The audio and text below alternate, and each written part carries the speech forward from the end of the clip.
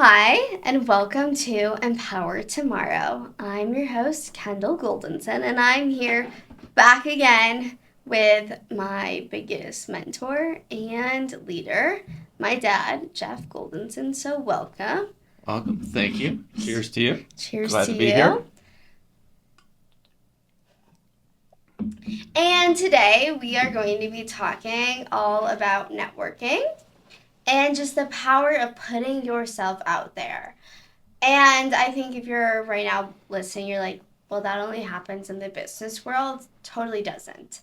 I think I've learned so much from conversations with you, just the power of putting yourself out there in any single realm of work you're in.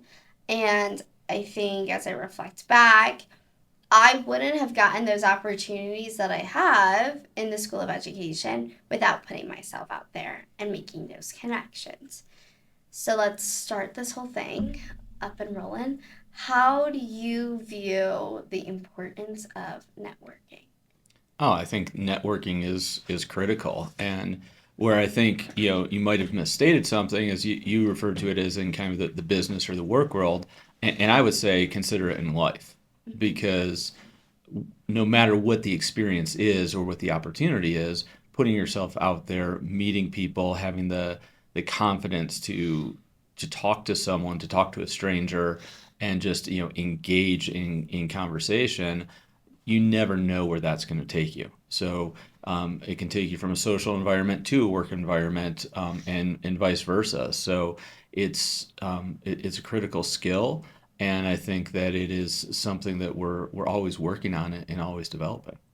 No, I agree. And I think you're so right on. It's a life skill. I mean, you learn that from your child, just like learning and growing and talking to other people and putting yourself out there because you never know what might happen. You never know what door it might open. Like, for example, when I wanted to take that law class, I mean, who was I to think that a junior could take a master's level class in the law school? Hmm. And it was just me putting myself out there and having that conversation. If I hadn't emailed the professor, I would not have gotten into the class or have had the experience and met the people that I met that continue to give me opportunities to this day. And so it is truly about the power of just reaching out. And so, what do you do to reach out to people on a daily basis?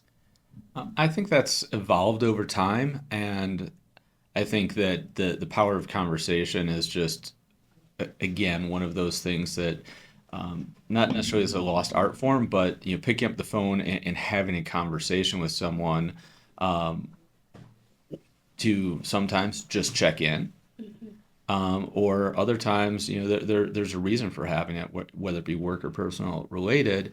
Um, but picking up the phone and having that conversation, or shooting a quick text to just let someone know that you're thinking about them if you know they're going through a difficult time, or it could be someone that you haven't talked to in a couple months, and just again dropping a note to keep that connection and that network open and moving forward. uh, and it's both on again the personal side and the professional side, you've got to work at it. And that's I think the key message is taking the time, investing in yourself and the relationships. I agree. I definitely think it takes time. And I think reflecting back, I mean, even to this day, I'm never the person I think in like a social world. Like, I'm definitely like in a group setting that I don't really know. I'm normally like quiet, more reserved. But then once you get to know me, I'm not so quiet and I might talk a lot, but that's okay. But I think there's a shift for me in the professional world. And I think I learned that the most from you. Um, because in that professional world, and I think every stage of life is a professional world. In college, you're in some capacity, it is professional. In high school, it's professional as well. It just looks different.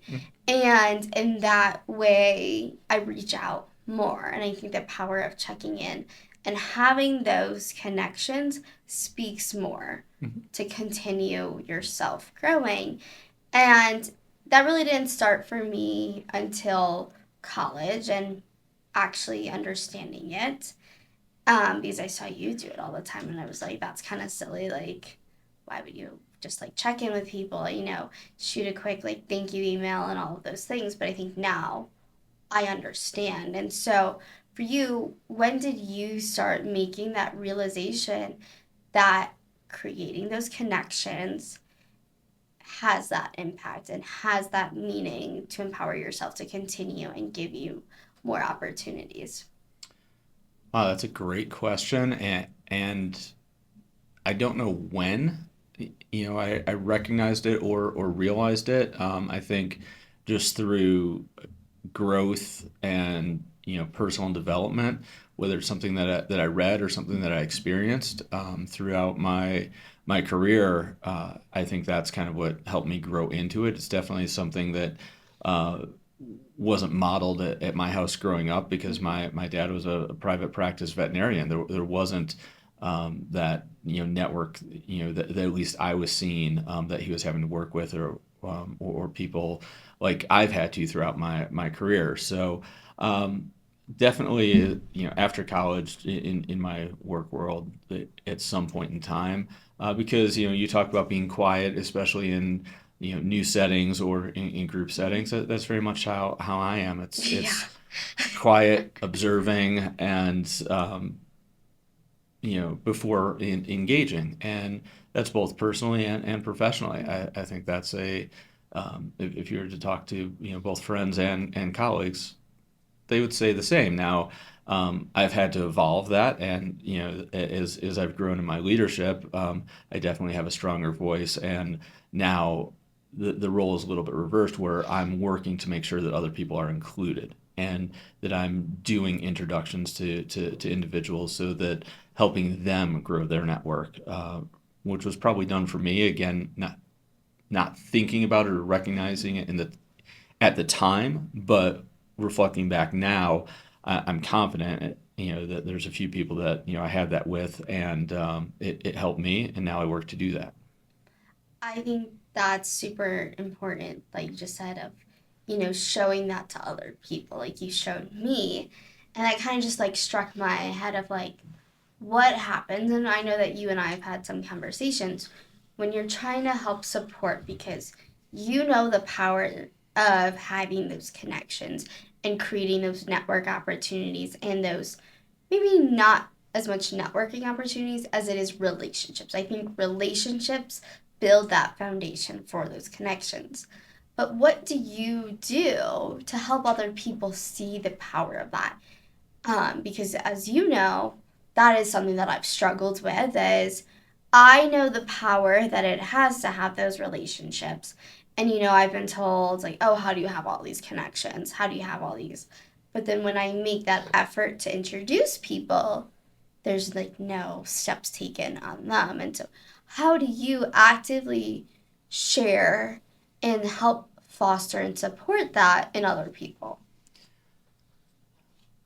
Interesting question, and I would say stay with me here. I'm staying with you. Um, so when I was a kid, if I Yeah, wanted to order food, which wasn't like, and have it delivered, it was you had to pick up the phone and order a pizza, got it. as an example. Nowadays, what can you do? I could go on my phone, go to Uber Eats, DoorDash, all those things, just click a few buttons, Apple Pay, and then they show up to my door and I don't have to have any interaction with them. Exactly. And so I think the difference is, and one of the things that, mom and I did for you and your sister was force you to pick up the phone and order that pizza or make a phone call to place an order for something versus just doing everything via the phone. And so, um, as I bring this kind of full circle, it's you've got to work early on those interpersonal skills and having the ability to have a conversation with a complete stranger over the phone. Yeah, you want a pizza or you want whatever delivered to you, but picking up the phone and having that conversation and asking for that. And this is where I think your mother is great because, whenever, we place an order, her meal is always a special order of some sort. So you can't get that on the app. And so you have to factor that in when you're having the conversation with whoever's on the other end of the phone. So bringing that full circle to what you're talking about is you have to think of how you can empower other people to have that conversation because you can bring them to this situation, but you can't make them talk. You can't make them do that follow up. So maybe the challenge for you is how do you create a challenge for them to have that interaction, to start to create their network and their dialogue, because that's ultimately where it comes from, is that ability to have the conversation, not just an email or not just a text. No, I think that's funny. And when you talked about the power of like picking up the phone, I just started thinking of it does start early. Mm-hmm. And I remember in preschool, my second preschool, um, there was one day where, I mean, totally different lesson that they were trying to get at, starting that network and making those connections early. But it's all about the idea of picking up the phone. And we had to do like this mock, like calling 911 thing. But it was picking up that phone. You were 4 years old, but like I still remember having to pick up that phone and like share with the police like my name and all of that information and share with them the fake scenario. And it does start early. I mean, have I ever done that before? No.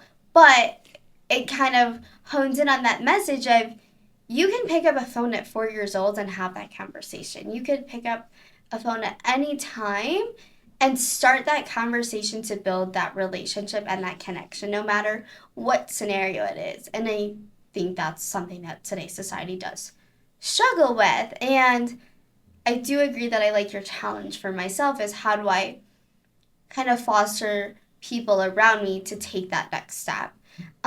Besides just sending that email, sending that text. And it's funny that you said that because I recently put other people in charge of something. And I gave them the contact, had them email, and then I checked our shared email. And, this person has been waiting for a response for the past 4 weeks. And so I guess, that challenge, maybe I didn't think of it then, but I gave them the information. They had an end goal. Obviously, didn't follow through, but that's fine. We're all learning and we all have life and life happens. But then how do you, if you give them that challenge of, can you do this? Here's this person information, starting that preconceived conversation of this is what you're asking for. Mm-hmm. Well, then what do you do if like they drop the ball completely? That's where you can come back and ask questions. Be inquisitive. Always be asking the questions after the fact because they might have missed that opportunity in this case because it was 4 weeks later and no one had responded. Whatever that situation is, like if it was me, I mean, the opportunity would be gone. I would be ignoring that person that never responded to me and just moving on. But yeah, the opportunity is gone. I ran into the person and they're like, no more. It's like, noted. So, you have to be inquisitive with those individuals. So you bring them to a certain point, you kind of, release them to take the action. But that's where it can come back to you is your own self-development and self-opportunities is asking a question. Oh, what did, person X ever have to say? How did that come out? And that can either embarrass the person like it should in this case where they never followed up. And so it never came to fruition. Hopefully from that failure, they take it into a learning of, oh shoot, I need to actually not just send the email or make the phone call, but I've got to follow up with it. And that's, that's a big part of it as well. So it's little things that you can do. And it's leading by example. I mean, whether it's in my personal life, family life or work life, I think, I'm a big advocate of just pick up the phone and call. Don't send me a text. It's it's okay to pick up the phone and make a phone call, and um, versus like just trying to dance around it or avoid the Mhm. situation, especially if it's a difficult conversation. Mhm. Sometimes you just got to rip the band-aid off and have it. Mhm. And so it's picking up the phone and having those interpersonal communications versus just sending a text or a snap or an email. I think having those interpersonal conversations truly allow you to continue to grow and give yourself that grace. Like, I still have that connection with that person, even though other people that I was working with didn't follow through.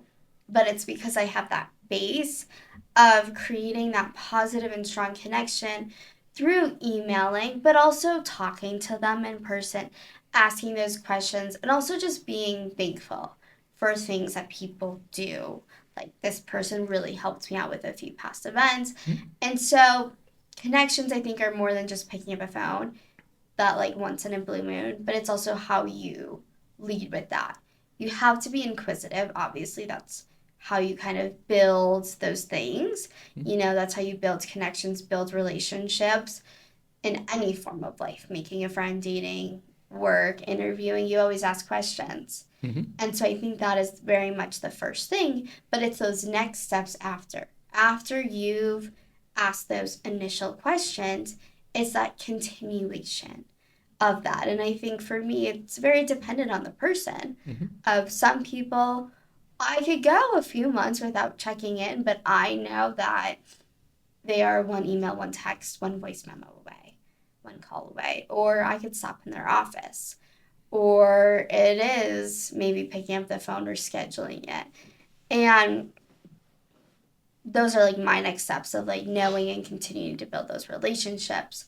But what are some tips and tricks that you've kind of learned? Obviously, you've been in the business world, you've made lots of like different connections. But what are some tips and tricks that you have that have helped you be successful in continuing relationships, but also building relationships and those connections to be stronger? Yeah, so I think there's a couple things that come to mind. One is kind of in the scenario that you're talking about, the fact that these individuals didn't follow up. That's not a reflection on you. And so recognizing that and not being embarrassed by the others, but continuing your relationship is one of those things that you need to continue to do. Again, you can empower somebody, you can try to set them up for success, but ultimately it lands on them. Mhm. Uh, Reminders in your calendar, people's birthdays, anniversaries, things along those lines that you can send a quick text for, or send a note, maybe drop a phone call depending on the individual. Those little things go a long way to remember those personal milestones for individuals. It's it means a lot to that person, and so that's like one of those things that helps to build that relationship, is remembering those specific dates, or it could be a specific event that you've experienced with someone, and oh yeah, remember last year when we did such and such, or I think about your cousin Steve and I being at the one Colorado game against Berkeley, your sophomore year, which was the one game that Colorado won, but because Steve went to Berkeley, we met here to see the game, and like his team lost, but still remembers, oh, what an incredibly fun time that we had here. So thinking about those types of events or situations that you can reflect back on, whether it's 2 years ago or 10 years ago, keeping those memories alive helps out a lot with those interpersonal relationships, both at work and personally, because I have a lot of those from work experiences as well, that you're in the trenches with somebody, and experiencing struggles, and then you can look back at it 6 months, 6 years down the road, and laugh about what you went through in the struggles. Yeah, it's totally those like little things and those memories. And I think having those memories builds things. Like, I recently ran into someone that I was on the dean search with. and we were like, wow, we were in like the trenches together for a little bit. Never knew this person, but now we have a really strong relationship, and they know kind of like my dreams and aspirations for my work life. And they were like, once you're done with your first year or a few years of teaching, I'm recommending you for this fellowship for education policy. I was like, that's great. And it's only because like she remembered those little things about me, but it's also kind of that bonding of like, remember when we like had 8 hours of interviews together, and we were on Zoom for some, and it was hectic and overwhelming of, wow, this is a lot. And like, she's a PhD student and I'm an undergraduate. And I was like, I've never seen like a 60-page resume before. Like, I was always told to do it like 2 pages, but they were like, it's a little bit more common, when they have all the publications, because it's that different kind of world of that. And we've talked a lot about that personal one-to-one conversations, but I think a lot of people right now, we've sort of talked about it, not really a little, more like a little bit, but the power of LinkedIn. And I've been kind of supporting one of my friends move into the education world. And they texted me a few days ago and they were like, do you think it's important to have a LinkedIn? And it just kind of made me like pause and wonder. And I had to like take a few hours to respond. And I was like there's both sides to it, because I think it can be something that's very dependent on the work that you're in. Mm-hmm. And so I was like, in education, I view it like it can be helpful, but it's not like these principles are like on your LinkedIn and like messaging you about a job. Yeah. However, there's a lot of different realms of work that do really rely on LinkedIn. So what are your views on LinkedIn? I mean, we've had conversations about it. Yeah. So I think, I'm a big professional networking advocate on LinkedIn, and I think it helps to, build your build your brand a little bit, but it's an avenue that you can share kind of social media-esque, but you need to keep it professional. It's not social media from the standpoint of Instagram, Facebook, TikTok, etc. It's people that use it that way drive me absolutely crazy, and those are typically people that I'll unfollow or take away or unconnect from, because that's not the platform for it.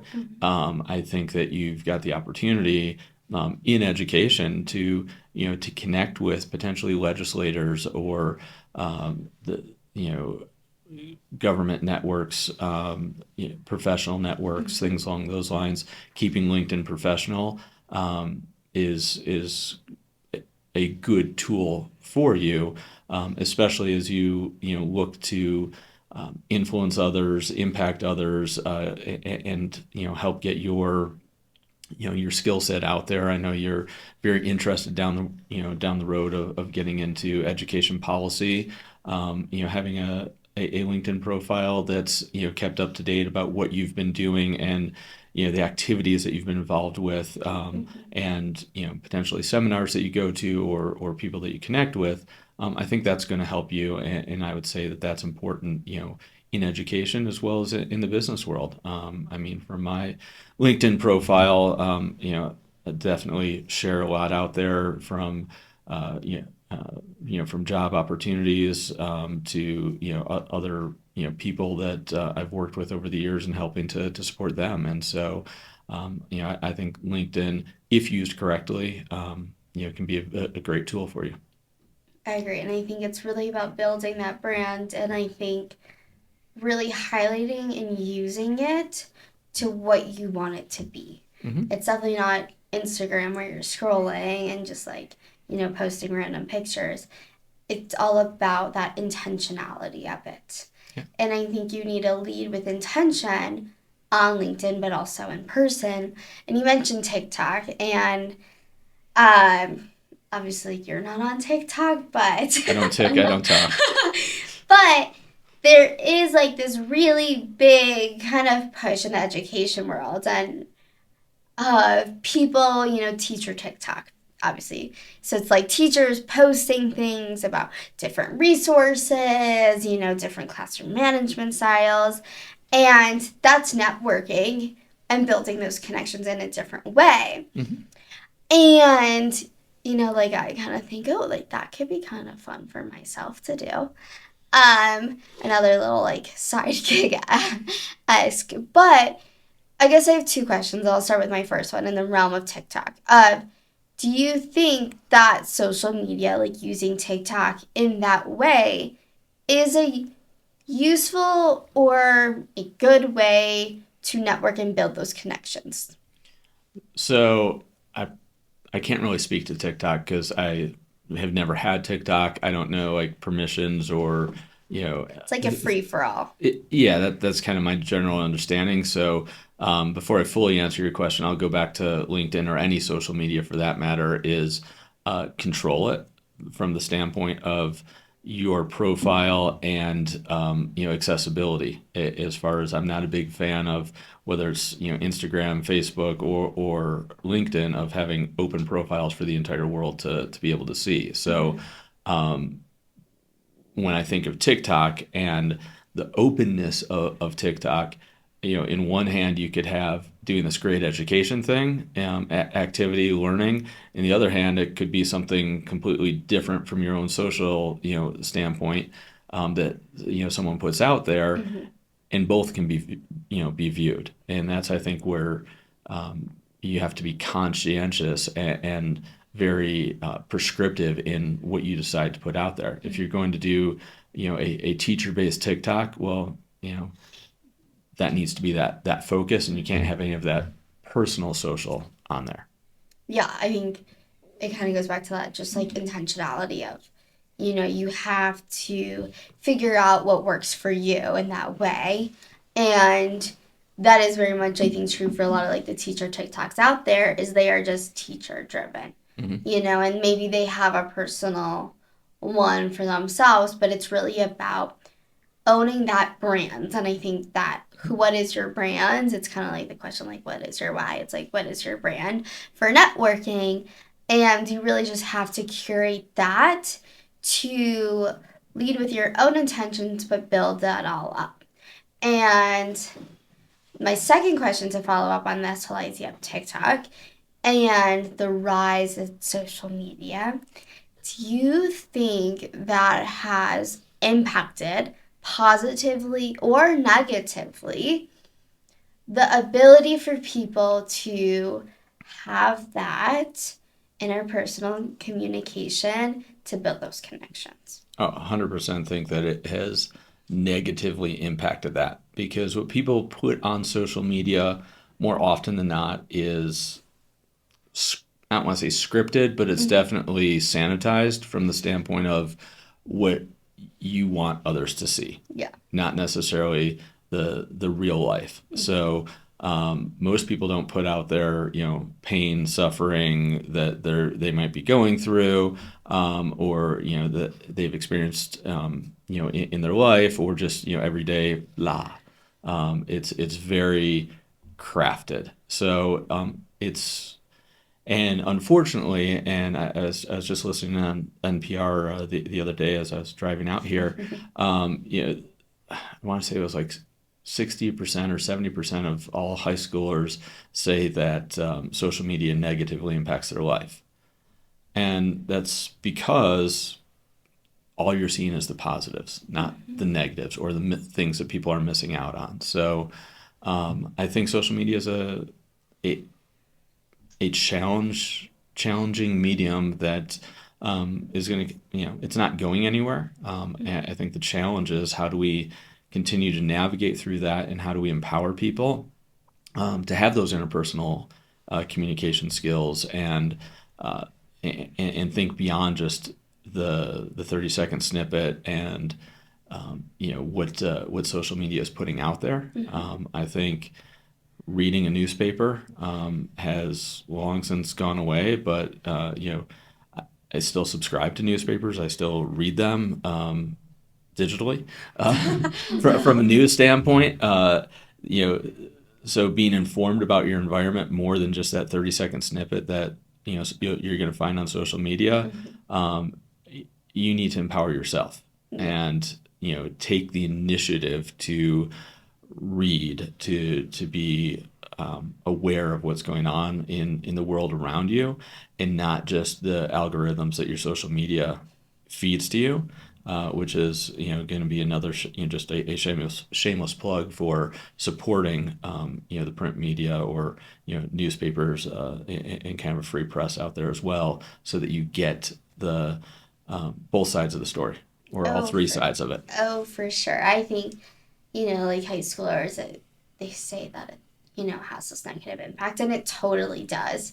But it's funny because, those are the kids that are just doom scrolling away on it. And, they can't have a conversation, and they do get fed this information. And I think at any age, news, it will target you based on what they want you to think. Mm-hmm. And so I think it creates a challenge for people to learn and understand and listen to multiple sides. And I think social media will only kind of give you one side, and they might not give you all the sides unless you go digging for that. And I think that poses a few kind of like questions of like, how does social media impact us? And I think a lot of people will agree that it has a negative impact, but it could also have a positive impact. I mean, how many people have become like billionaires off of social media by posting their daily lives? I mean, maybe you don't know that, but there's plenty of people that do. And Well, so, it's funny you say that. So you talked about the teacher, TikTok. yeah. Um, you know, there's an opportunity there probably to monetize that Oh, yeah. A without a doubt. big monetary incentive for people to continue to do that. I mean, but I think you could do that with any job. Yeah. I mean, you being a health and safety professional, you could 1,000% if you were like, I want to dive into social media, start doing little snippets of here's a tip and trick on how to drive safe on the road. Here's your safety tip number one of the day. And I think it's all about kind of that intentionality of like, what do you want to do to create those connections? What do you want to do to create those relationships? What do you want to do to create that brand? And for you, I think it's a lot of like emailing and conversations. But if you were to give like your top three things of like what are your like three steps that you do in building that relationship with people? Because I think when you're able to break things down, that's when people are able to accomplish things. So I don't know if it's three necessarily It steps, could be but more than three. it's remember the little things. Mm-hmm. Um, make an effort to reach out, and then make an effort to listen. So remember the little things. Make an effort to listen and And make an effort to reach out. make an effort to reach out. So how do you do those every time? I don't do them every time. Most times. Because I don't think that every time you can't do things every time. Right. We're not all perfect. Right. So, like I've often said, we all make mistakes, and nobody's perfect. And so, there are times that, I can go months, if not sometimes years, without, necessarily Mm-hmm. connecting with someone. And you talked about, earlier that, there's people you can go a couple months, and then boom, they're there for you. I would say my college roommate, known for the last 34 years, yeah, I probably talk to him once or twice a year. But if I ever needed anything, I knew that he would be there, and vice versa. And that's through grown experiences that we've had when we were younger, and experienced, through adulthood. We're in definitely different stages of our lives at this point in time, but It's that connection that you make with people, and he's someone that texts me every year on my birthday. I text him every year on his birthday. Still, 30 some odd years later. Yeah, I think in the center of it all, it's connections. Connections personally, professionally. Yeah, I guess you could kind of throw in like socially, but it's those connections, and we have to find ways to build them and grow them because connections are what drive you in your path forward. If you don't have connections, maybe this is just like a me thing and maybe you'll agree or disagree. But if you don't have connections, how are you going to take that next step? You need people in your life to guide you, to mentor you, to help continue to push you Mm-hmm. to grow further and further. Would you agree or disagree with that? Totally agree with that. And if I look through, my life personally and professionally, it's evolved. There are people early on that I learned were resources for me, people I could talk to, mentors that I could talk to. And I think at this point in my career, it's done a 180 where now I'm that mentor for other individuals that are younger and growing professionally, and I still have my mentors that I'll talk to in my very smaller, tighter circle of individuals that I'll talk to about things going on for me. But without a doubt, you need people in your life. Otherwise, it's an incredibly lonely life, and that's no way to go through life because you're not enjoying it. And so I think that it's the people and the connections that you make, and moving forward with those is so critical. I agree. I think it's like the people, those connections, and I'm so thankful that I was able to start that early and I have those mentors. But that list of people and that group of people that are my mentors, that is only going to evolve and grow with each new step. I mean, you've been in the workforce for a longer time than I have, obviously. And your circle has grown, it's changed, and it's gotten deeper. And I think that's so important for everyone to know is that your circle might start smaller, but it also might start big. But it's how you lead your life to continue to grow those connections. But also, I think it's important to make like comparisons amongst those mentors. Like, who am I going to go to for this versus this? Yeah, I would say a couple of thoughts there, Kay, is um, your network of people that you can reference might start small, might grow bigger, but it's ultimately going to be a small group of individuals that you trust, Yeah. and that comes with time and experience. Mm-hmm.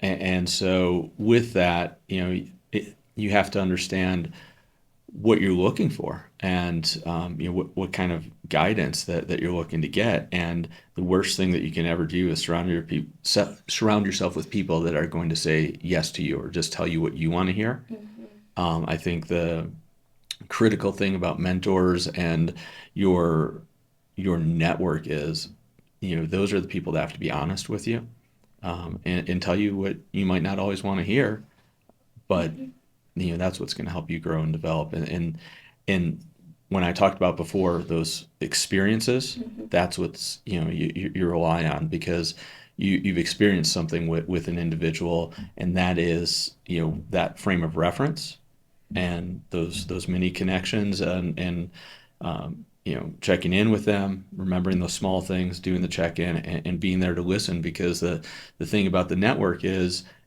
if all you're doing is taking and not giving back, Mm-hmm.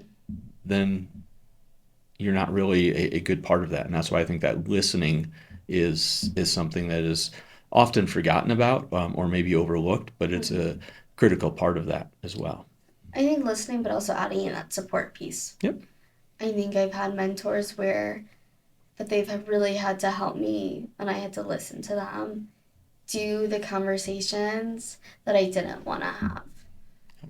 And I think that's a critical part of like finding those people though, like that group, like that mentor is going to be someone that I have in my life because we have that relationship, but they're also able to be honest with me.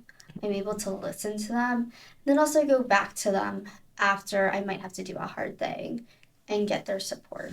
Well, and it sounds And like those individuals are, the ones that help make the magic happen, which is oh, for getting you sure. to be comfortable being uncomfortable. If Hmm. if all you do is stay in that kind of comfortable circle instead of getting out of that, then you're never going to get challenged and grow. So those resources and those support people that, challenge you to be uncomfortable, that's where the growth is. Exactly. And that mentor had to go through a similar experience to me, but they used that experience to help mentor me and continue my path of growing as well. And so I think we've talked a lot about different connections and how to go about the importance of connections, listening, being active, being present, like remembering those little things. And so, what is one piece of advice for anyone in any stage of life? Maybe you got a new job, maybe you're just starting off graduating college. What is your one piece of advice in this realm of networking and making connections? It can be more than one, too, if you have a lot. Be humble. What does being humble mean to you? Um, Come on. That's such a great response. Yeah, it's saying thank you. It's listening. It's disagreeing or agreeing with that advice that you're given. But having humility goes a long way for developing self and working with others and being really that resource for others as well. Walking the path with humility is would be my advice. I think that's a great piece of advice, especially for a lot of people in our society. I think a lot of people sometimes struggle with being humble, not being humble. And so I think taking that with intentionality of being humble is super important to continue to grow yourself as a leader, but also as someone who will be a mentor and who's looking for mentors. Well, thank you for having this conversation. And always remember to stay humble. Remember those little things, and that having those connections and that communication interpersonally through sending that email, picking up the phone, it all starts early, really has an impact on the world around you. Thanks for having me. Cheers. Cheers.